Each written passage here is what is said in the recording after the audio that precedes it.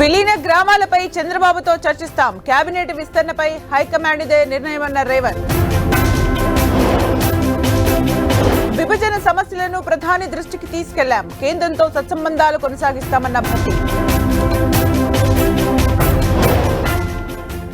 ఢిల్లీ పర్యటనలో AP CM Chandrababu busy. కేంద్ర మంత్రులతో వరుస సమావేశాలు. పీసీబీ ఫైల్స్ దగ్ధంపై పవన్ సీరియస్. బాధ్యులపై చర్యలకు డిప్యూటీ సీఎం ఆదేశం. ఫిరాయింపులపై ఉన్న శ్రద్ధ రైతులపై లేదు. కాంగ్రెస్ సర్కార్ విఫలమైందన్న హరీష్.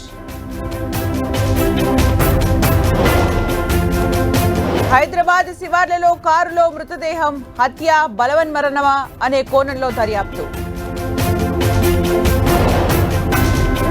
జార్ఖండ్ లో కొలువు తీరిన హేమంత్ సర్కార్ మూడోసారి సీఎంగా ప్రమాణ స్వీకారం.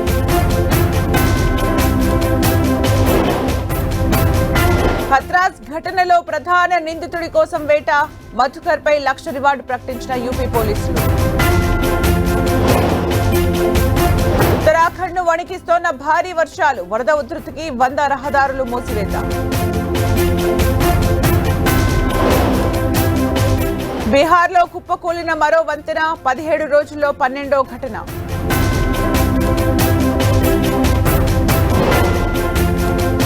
ఢిల్లీలో అకస్మాత్తుగా మారిన వాతావరణం. దంచి కొడుతున్న వర్షం.